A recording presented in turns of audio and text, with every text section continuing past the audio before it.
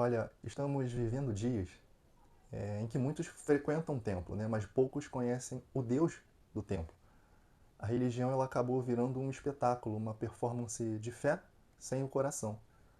Você pode, eventualmente, passar a sua vida inteira dentro da igreja, né? Você pode cantar hinos, conhecer todos os versículos e ainda assim nunca ter nascido de novo. A religião ela pode te ensinar como se comportar, mas só Cristo pode te transformar. A religião sem Cristo é o caminho mais perigoso para o inferno. E é uma multidão, né, que vive para a religião, mas morre sem conhecer a verdade, e a verdade que está em Cristo. E nesse episódio 12 da nossa série Destronando Deuses Culturais, nós vamos expor um dos ídolos mais sutis do nosso tempo, a religião. Não a fé verdadeira, não o Evangelho de Jesus, mas um sistema, né, que tenta substituir Deus por rituais, regras e aparência. Religião que aprisiona, que manipula, que mascara a podridão de batina, com roupas especiais, paletó, gravata. Então hoje nós vamos acender a luz sobre esse falso altar e juntos nós vamos derrubar mais um trono que usurpou o lugar de Cristo. Vamos derrubar mais um Deus cultural chamado religião.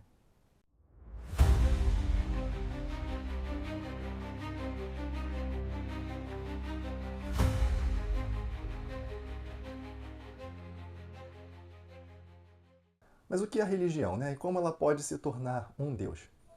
A religião, tentando resumir ali de forma simples, né, é um sistema de crenças, rituais e tradições voltadas a uma divindade. Ela surge da consciência de que existe algo ou alguém, né, maior e que de alguma forma o ser humano ele precisa se reconectar com o divino. Né? Toda religião ela tenta dar sentido à nossa existência.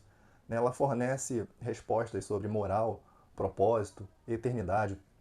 As religiões elas também costumam envolver livros sagrados, rituais e liturgias, né? Figuras de autoridade, né? Comunidades que também são devotas. Né? Envolve tudo isso. Mas e aí quando a religião ela deixa de ser uma ponte e ela se torna um ídolo? Né? E o problema está quando dentro da religião, em vez de ela ser um meio para você encontrar a Deus, né? Ela se torna um fim em si mesma. Quando os rituais, por exemplo, eles viram uma rotina vazia. Quando um símbolo ele substitui a presença de Deus. Quando as regras elas se tornam, né, ela toma o lugar da graça, né? E quando as tradições ali elas ganham mais peso do que a verdade pura e simples, né? A gente pode ir lá em Isaías no capítulo 29, versículo 13, que diz assim: Esse povo se aproxima de mim com a boca, me honra com os lábios, mas o seu coração está distante de mim.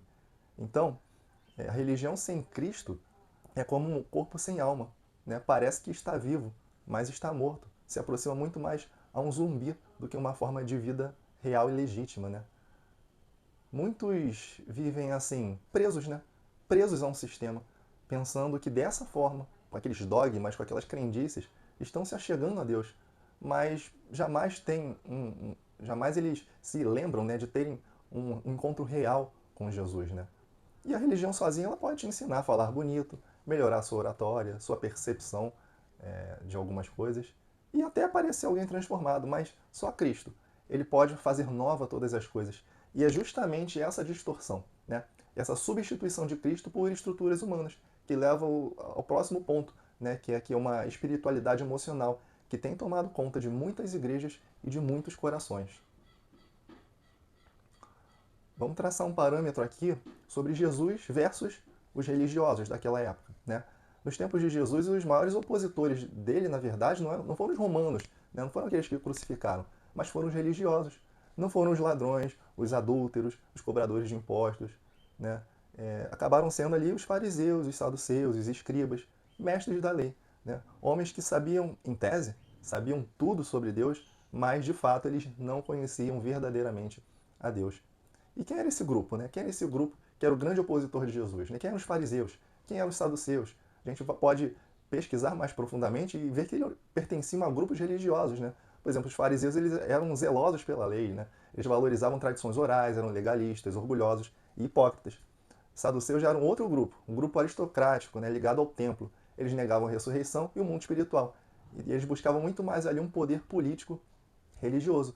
Ou seja, se a gente fosse resumir, os fariseus eles representavam uma religiosidade extrema. Já os saduceus, eles representavam uma religião pragmática, sem uma fé viva. E ambos, apesar de diferenças que eles tinham ali políticas, sociais, eles tinham algo em comum. Eles transformaram a fé num sistema de regras, de status, de controle. E nesse contexto, nesse modelo, Jesus os confrontou de frente. Tem uma denúncia ali direta de Jesus, lá em Mateus capítulo 23, versículo 27, que diz assim: ai de vós, escribas, fariseus hipócritas, pois sois semelhantes aos sepulcros caiados, que por fora parecem formosos, mas interiormente estão cheios de ossos mortos e de toda imundícia. A gente sabe que os sepulcros caiados eles eram pintados por fora, né, ornamentados, por fora parecia bonito perante a outros sepulcros mal cuidados, mas por dentro tinha morte do mesmo jeito. E Jesus faz esse parâmetro aí, né? Jesus não poupou as palavras, ele não elogiou a disciplina que eles apresentavam, né? Ele não enalteceu a tradição deles, ele expôs a podridão que estava camuflada ali, com uma camada ali, um verniz de religiosidade, né? Enquanto os religiosos eles se orgulhavam dos rituais, Jesus via ali corações vazios, corações secos, né?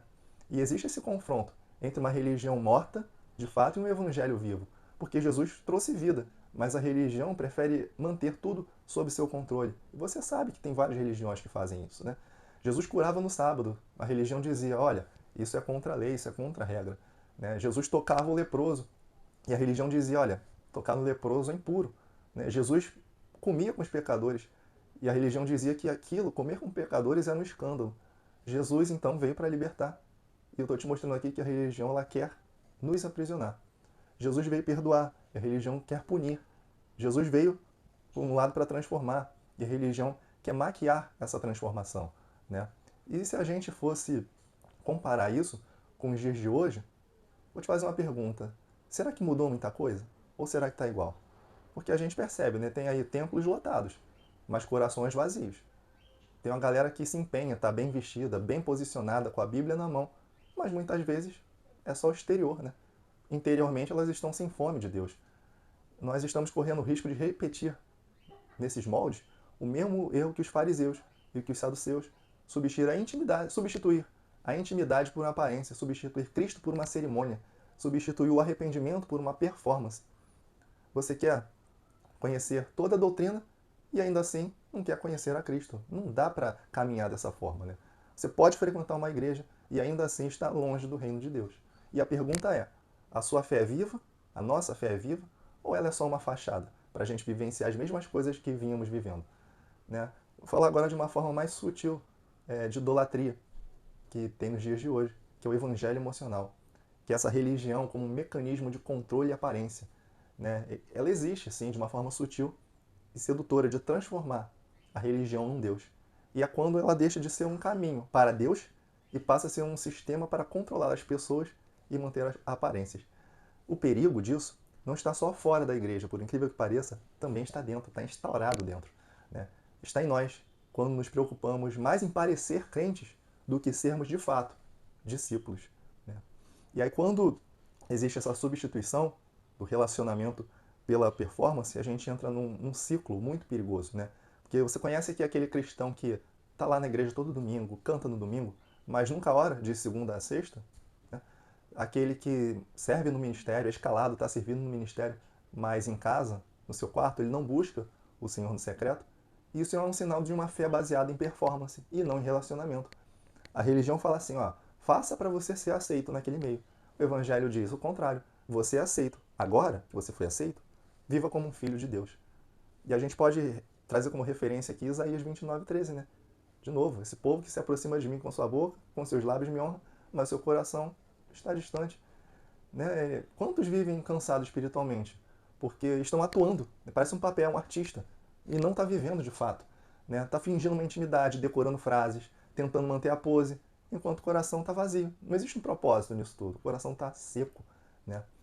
Quando quando existe essa moralidade sem transformação, é a mesma coisa que a gente representar uma religião sem cruz, que é só um conjunto de boas maneiras. Você vai até viver melhor, você vai viver de maneira mais ética, mais moral, mas é só isso, né? A religião vai te ensinar a se comportar, mas não te ensina a se arrepender. Ela te cobra santidade, mas não aponta para a única fonte de santidade, que é o Espírito Santo. É como se você fosse ensinar alguém a nadar sem água. Não é possível. né? Na prática, não vai funcionar. Parece tudo muito bonito, até o dia que vem uma tempestade ali, ou que vem a onda e você precisa nadar. Né? Então o evangelho ele não veio para melhorar o seu comportamento, ele veio para te dar uma nova vida. Né? Me lembra aqui agora do trecho lá de Tito 3, versículo 5. Ele nos salvou não por obras de justiça praticada por nós, mas segundo a sua misericórdia. Isso é para demonstrar que não depende de nós, não é mérito nosso. É a misericórdia dele que nos alcança. Né?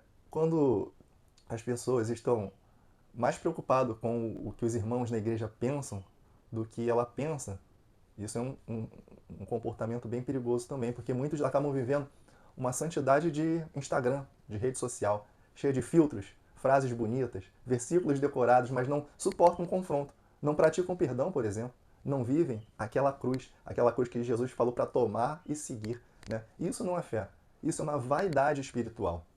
A religião ela tenta parecer santa, mas o evangelho ele transforma o pecador. Né? Não precisa parecer, você é transformado de fato. Deus não se impressiona com aquilo que nós vivemos longe da presença dele, com as roupas que a gente vai para o culto, com o jargão cristão, quem a gente é na rede social. Ele olha o nosso coração. A religião quer que você se encaixe, o evangelho quer que você se arrependa. Tem gente, e você vai identificar, que sabe até dar um glória a Deus, né? Um aleluia, naquele tom certo, que levanta a mão no momento certo do louvor, que ora bonito, cheio de retórica, uma oratória excelente, mas vive como se Deus não existisse. E de que adianta parecer de Deus se você não pertence a Ele? Hoje, Deus está te chamando para deixar essa performance de lado e viver de fato e de verdade na presença dEle. Chega de religiosidade, é hora de verdadeira intimidade com Deus. O que a Bíblia nos ensina sobre religião verdadeira? E talvez você tenha chegado até aqui nesse vídeo sentindo um incômodo, porque muitas coisas que você pensa ou viveu se encaixam nesse espírito de religiosidade. Aí você se pergunta, poxa, então tudo é religiosidade? Tudo é errado? Não, o problema não é a religião em si, mas o que o coração humano faz com ela. A Bíblia não condena uma forma de religião. O que ela combate é a religião como uma aparência vazia, mas ela também revela a essência de uma fé verdadeira, pura e transformadora. Um exemplo para isso a gente encontra lá em Tiago, capítulo 1, versículo 27, que diz que a religião pura e imaculada diante de Deus, o Pai, é esta: visitar órfãos, as viúvas, nas suas tribulações e guardar-se da corrupção do mundo. Ou seja, existe uma religião pura e imaculada. Existe uma fé genuína, que Deus considera agradável, que vai segundo o coração dele. Né? Visitar órfãos e viúvas, por exemplo, amor prático, compaixão, serviço ao próximo, servir ao próximo, socorrer aquele que está vulnerável. Ele também fala nesse versículo de guardar-se da corrupção do mundo, ou seja, viver em santidade, viver em separação do pecado, viver com uma fidelidade ao caráter de Cristo. Ou seja, a religião que Deus aceita tem as mãos estendidas de serviço e ajuda e joelhos dobrados em santidade e oração. Ou seja, a religião verdadeira, ela não é uma performance diante dos homens, é uma obediência no secreto. Ela é fruto, ela não é fachada. Humildade, nesse contexto, é quem é transformado por Deus, né? Que reconhece a sua miséria, a miséria em que vive, espiritual, e depende da graça de Deus. Fala também do serviço, do servir, né? O amor a Deus se expressa nesse cuidado com os que sofrem. Também se fala do temor, né? Que não é o medo de Deus, mas reverência, né? O zelo pela santidade, o desejo de, em todo o tempo, agradar. Né? A fé ela não se manifesta em ação e só num discurso bonito. A santidade não é um isolamento religioso, é uma consagração diária. O mundo ele não precisa de religiosos famosos, ele precisa de cristãos que sejam irrepreensíveis. Me lembra lá de Gálatas 5, fala do fruto do Espírito como uma evidência na vida daqueles que creem. Né? O problema é que muitos transformam a fé nesse mecanismo de controle que eu falei anteriormente, nesse controle de identidade, de status. Então, quando isso acontece, aí sim, essa é a forma de qual a religião se torna um ídolo. Mas existem meios de destruir esse ídolo. E o primeiro deles que eu quero tratar aqui é sobre o arrependimento genuíno. Porque ao reconhecer que se afastou do coração de Deus, não basta a gente apenas sentir culpa, mas a gente tem que desejar de fato uma mudança. Né? O segundo ponto é ter intimidade com Deus, é cultivar uma vida no secreto. Parar de viver só da fé de outros líderes, pregadores, pastores, líderes religiosos, e buscar uma fé viva e pessoal. Terceiro ponto é a vida no espírito, abandonar a dependência de métodos, dogmas e buscar a direção sobrenatural de Deus. Deixar que o espírito conduza as suas atitudes, suas palavras e as suas escolhas. A religião tenta mudar o exterior para que tudo pareça justo, para que pareçamos merecedores, né? O evangelho já vai no caminho inverso, ele muda o interior e ele revela através disso a justiça de Cristo. Não é à toa que Romanos 12:2 fala para transformar-vos pela renovação da vossa mente. Isso inclui transformar a nossa mente no contexto e no conceito do que é uma verdadeira religião. Deus não te chamou para ser apenas um frequentador de culto, Ele te chamou para ser filho, para andar com Ele, ouvir a sua voz e viver em obediência. Jesus não morreu para formar uma nova religião. Ele morreu para reconciliar filhos com o Pai. Deus não é da vontade de Deus que você seja um religioso. Ele quer que você seja filho, de fato e de verdade. E a pergunta que eu faço aqui é: como é que a gente pode saber se está vivendo uma fé verdadeira ou só da religiosidade? Você ora porque você ama orar, gosta de fazer isso, ou simplesmente para cumprir uma obrigação? A sua identidade está em Cristo ou no que os outros pensam de você? Você busca santidade ou busca só aparência? E aqui, junto com essas perguntas, eu deixo um desafio. Se hoje Deus tirasse todos os rituais, a liturgia, o prédio da sua igreja, você ainda teria fé? Olha, se essa mensagem ela mexeu com você, talvez seja o Espírito Santo cutucando cada um de nós ali, né, dizendo: olha, não é hora de continuar da mesma forma, não é hora de continuar igual. Talvez você tenha percebido que está dentro de uma estrutura religiosa, mas distante de um relacionamento real com Cristo. Talvez você até se sinta engessado por um cristianismo que te ensinou como se comportar, mas nunca te ensinou como se render. Deus está chamando pessoas para viver além da forma, além do ritual, para mergulhar, sabe, numa fé viva, profunda, transformadora. Não para saber mais sobre Ele, mas para andar com Ele. Foi por causa dessa inquietação que nasceu o Discípulo Multiplica Discípulo, que ele não é um curso no sentido comum da palavra, mas um caminho. Ele é uma jornada de 15 encontros e resgatam o cristianismo puro e simples, vamos dizer assim, né? São encontros que rasgam máscaras, desafiam padrões, te convidam a viver um evangelho como os primeiros discípulos viveram, com paixão, com identidade, com fruto, mas também com cruz e com comunhão.